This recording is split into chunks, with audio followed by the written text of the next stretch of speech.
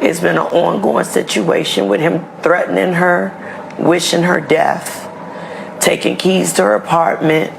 We've had to pay to change locks. And at this point, my daughter has lupus. Both of her kidneys weren't working. She's not working herself. On Wednesday, February 11th, 2026, 4:39 p.m. Glover Park, Washington, D.C. Officers from the Metropolitan Police Department respond to a shooting at the 4100 block of W Street Northwest. They find a 34-year-old woman on the ground with multiple gunshot wounds. She is pronounced dead at the scene. Beside her, a 10-year-old girl has a bullet wound in her arm. An 8-year-old boy is unharmed. 3-year-old is missing. The suspect is identified within minutes. Stefan Jeter, 35. The father of the missing toddler. He fled in a black pickup truck with Maryland plates. An Amber Alert is issued across D.C. and Maryland. The victim is Raven Edwards. She lived in the apartment complex. She had been diagnosed with lupus and end-stage kidney failure. She was on dialysis. She was on a transplant waiting list. She had 3 children. She had been trying to end her relationship with Jeter. Court records show she had filed for protective orders against him multiple times between 2022 and 2025. None were finalized. Jeter had a federal conviction from 2019 for conspiring to traffic 55 firearms from Georgia into Washington, D.C. As a convicted felon, he was prohibited by law from possessing a firearm. At 6:30 p.m., Prince George's County Police locate the truck and initiate a pursuit. The chase crosses back into D.C. The truck crashes at 30th Street and Nash Place, southeast. Jeter is found inside with a self-inflicted gunshot wound. He is pronounced dead. The toddler is found hours later, unharmed, at a relative's home in Maryland. This is the complete story. Every action, every chilling detail. Welcome to Everyday True Crime. Make sure to subscribe and hit the notification bell so you never miss a case. Stay with us for more gripping investigations and raw true crime stories delivered daily. Now let's dive in. Raven Edwards was 34 years old. She lived at Park Crest Gardens Apartments in the Glover Park neighborhood of Washington, D.C., at the 4100 block of W Street, Northwest. She had 3 children, a 10-year-old daughter named Royal, an 8-year-old son, and a 3-year-old son named Million. She raised all 3 largely on her own. Edwards grew up in the Brightwood Park neighborhood of Northwest Washington. Her family described the household as close. She had an older brother, Raymond, and a younger sister, Rain. As a child, she and Raymond recorded skits together. She had an interest in the arts and wanted to be an actress. Her brother later said she had many dreams and aspirations. None of them involved what happened on February 11, 2026. Those who knew her consistently described her the same way. Quiet in public, protective of her family, and entirely devoted to her children. She did not drink. She rarely raised her voice. When someone used a slur against her mother in a restaurant, the sharpest thing she said in response was that the place smelled bad. That was the outer limit of her confrontation with the world. She saved her brother's life twice. The first time she was 3 years old. He was 7 months old, in a bathtub full of water. She pulled him out. The second time he was 18. He had overdosed on a pill at a party and collapsed in an alley. Raven stepped outside at the right moment, saw him, and called 911 immediately. He survived both times because of her. Several years before her death, Edwards was diagnosed with systemic lupus erythematosus, commonly known as lupus, a chronic autoimmune disease in which the body's immune system attacks its own tissues.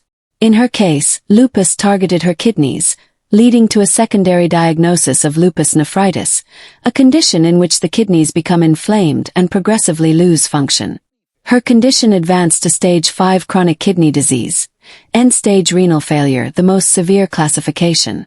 In her own words, written in a personal GoFundMe she launched to help cover her medical costs, "I found out that my lupus flared and was actively attacking my kidneys. My kidneys were damaged pretty bad.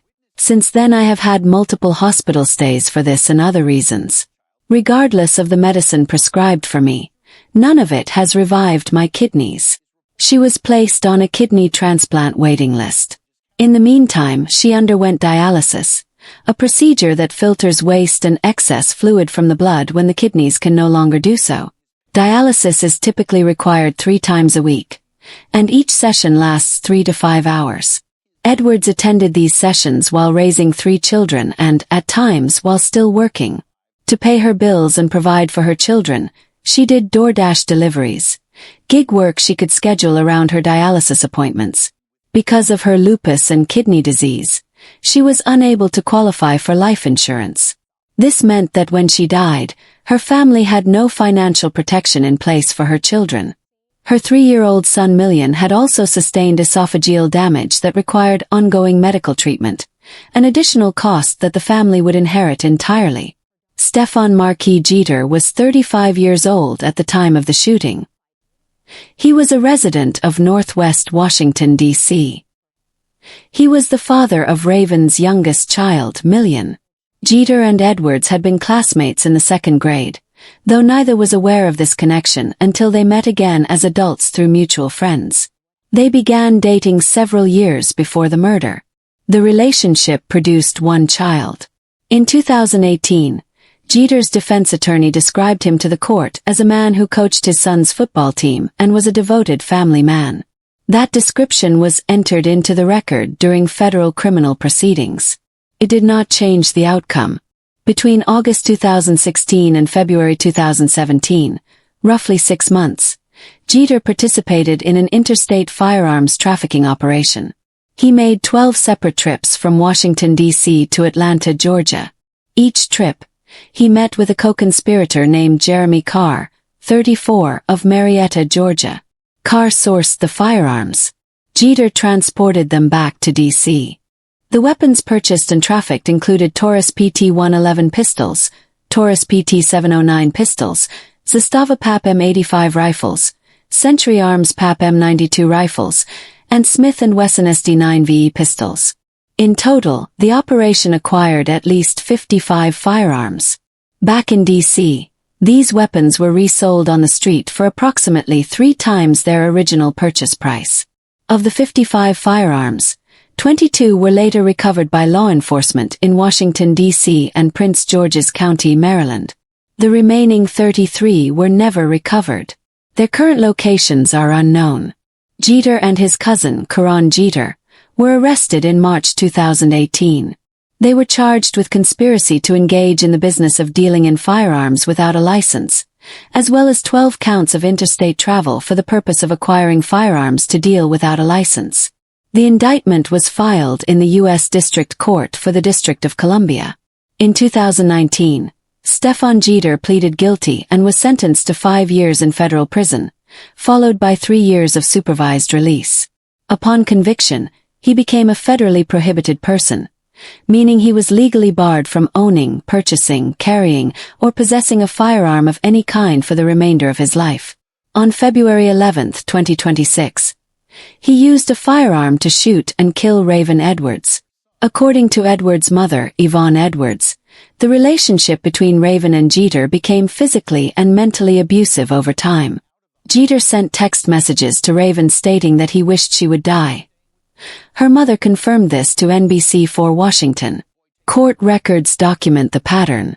Starting in the summer of 2022 and continuing through 2025, both Edwards and Jeter sought temporary protective orders against each other on multiple occasions, a period spanning at least 3 years of documented legal conflict.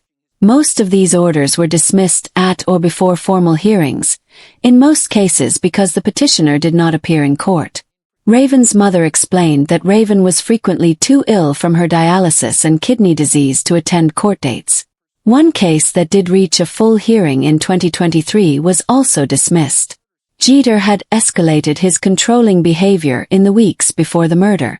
He took Raven's apartment keys. He removed her clothing from the apartment. She told him repeatedly that he could not stay there. He refused to comply. According to family friend Lucy Minnick, Raven had made the decision to end the relationship entirely. That decision is what triggered the events of February 11th. At approximately 4:39 p.m., Stefan Jeter arrived at Park Crest Gardens Apartments. All three of Raven's children were present: Royal, age 10, her 8-year-old son, and Million, age 3. Raven was home. An argument began inside the apartment. It moved into the hallway. It continued outside into the open area in front of the building. The sequence, private confrontation escalating to public space, is consistent with a pattern in domestic violence incidents where the perpetrator either does not care about witnesses or intends for the violence to be witnessed. Outside, Jeter opened fire. Raven Edwards was struck by multiple gunshot wounds. DC Fire and EMS responded and attempted to save her life. All life-saving measures failed. She was pronounced dead at the scene. According to Lucy Minnick, Jeter also fired at Raven's 10-year-old daughter Royal. Minnick stated that Jeter targeted Royal deliberately, because Royal had consistently stood up for her mother against him. Royal was shot in the arm. A nearby neighbor who requested anonymity told reporters, "I heard screaming which I thought was kids. Blood curdling. A young girl was there with blood coming down from her arm saying her stepdad had just shot her mom and she thinks she's dead." Raven's 8-year-old son was present during the shooting. He was not physically injured. After the shooting, Jeter did not flee immediately on foot. He took Million, his and Raven's 3-year-old son, and left the scene in a black pickup truck with Maryland license plates. The Metropolitan Police Department identified Jeter as the suspect within minutes.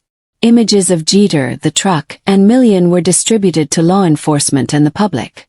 An Amber Alert was issued across Washington, D.C. and Maryland. Jeter drove out of Washington, D.C. and into Prince George's County, Maryland, the same county through which he had previously moved trafficked firearms. At approximately 6:30 p.m., less than 2 hours after Raven was killed, Prince George's County Police Department officers located his vehicle. Officers initiated a pursuit. Jeter drove back into the District of Columbia. MPD units joined the chase. The pursuit ended in the DuPont Park neighborhood of southeast Washington, off DC Route 295. Jeter's truck crashed at the intersection of 30th Street and Nash Place. Officers approached the vehicle and found Jeter inside with an apparent self-inflicted gunshot wound. He was pronounced dead at the scene. His body was transported to the office of the chief medical examiner. Million was not in the truck. Police continued searching. Several hours later, officers located the 3-year-old safe and unharmed at the home of a family member in Prince George's County. Jeter had dropped him off before the final pursuit. Million was returned to Raven's family. Royal was treated at a local hospital for her arm wound, classified as non-life-threatening, and released.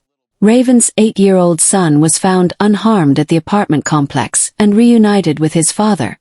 From 2022 through 2025, Raven Edwards attempted to use the legal system to protect herself from Stefan Jeter. She and Jeter each filed for temporary protective orders against the other on multiple occasions across a 3-year span. Court records confirm this pattern. In the majority of cases, the orders were dismissed at or before formal hearings because the petitioning party, in Raven's case, a woman on dialysis managing 3 children, did not appear in court on the scheduled date. One case reached a full hearing in 2023. It was dismissed. No finalized long-term protective order against Jeter was ever issued during Raven's lifetime. Jeter had a federal felony conviction. He was a prohibited person under federal firearms law. He was on or had completed a period of supervised release at some point in the years before the murder. Despite this record, he was able to obtain and use a firearm. The specific weapon, how he acquired it, and whether any supervision failures occurred remain questions without public answers. Interim DC Police Chief Jeffrey Carroll addressed reporters the evening of the shooting. "This is one of the most tragic circumstances I've ever seen. An entire family is destroyed through the acts of one individual. We have a mother who's dead. Her children will never see their mother again. They have a father who's deceased as well, so this is just tragic all the way around." The shooting was the second domestic violence-related killing in Washington, D.C. in 2026. It was the first fatal gunfire in Glover Park since 2020, a neighborhood that borders the vice president's residence and Foreign Embassy Row. Royal, age 10, shot in the arm, recently diagnosed with autism, witnessed her mother's murder. Treated and released. Now in family care.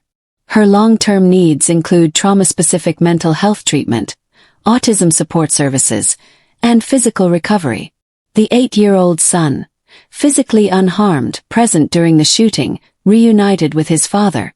The psychological impact of witnessing the murder of a parent is medically well documented. No public update on his condition has been reported. Millian, age 3, abducted by his father in the immediate aftermath of the murder, found unharmed hours later at a relative's home, returned to Raven's family. He has pre-existing esophageal damage requiring ongoing medical care. He has no living parent. His father is dead. His mother is dead. He is not yet 4 years old. Because Raven was denied life insurance due to her chronic health conditions, there is no financial foundation for these children. A GoFundMe campaign launched on February 14, 2026, 3 days after the murder, set a goal of $100,000 to cover funeral costs, medical expenses for all 3 children, psychological counseling, legal fees related to custody and guardianship, and basic living expenses. As of mid-February, it had raised over $29,000. Raven Edwards was not an unknown risk. The people around her knew Jeter was dangerous. She knew. She filed for protective orders. She told him to leave. She tried to end the relationship. She documented the threats. Jeter was not an unknown risk to the system. He had a federal felony conviction for trafficking 55 firearms. He was legally prohibited from possessing any weapon. He had a documented history of domestic-related police calls. The D.C. U.S. Attorney's Office confirmed his record publicly on the evening of the murder. He shot and killed her anyway. In front of her children. In broad daylight. In one of Washington's safest neighborhoods. Raven Amuan Edwards was 34 years old. She had stage 5 kidney failure, 3 children, no life insurance, and a court system that could not finalize a single protective order in her favor across 3 years of attempts. She was delivering food to pay her bills. She was waiting for a kidney transplant. She was trying to stay alive. If this story gripped your heart and left you questioning the truth, don't forget to hit that like button and share it with others who need to hear it. For more chilling true crime stories that dive deep into the mysteries behind these tragedies, make sure to subscribe to our channel and turn on the notification bell. You won't want to miss our latest updates, investigations, and thought-provoking discussions. Thank you for being part of this journey with us as we uncover the truth and seek justice. Together we can make a difference. Stay safe, stay aware, and we'll see you in the next one.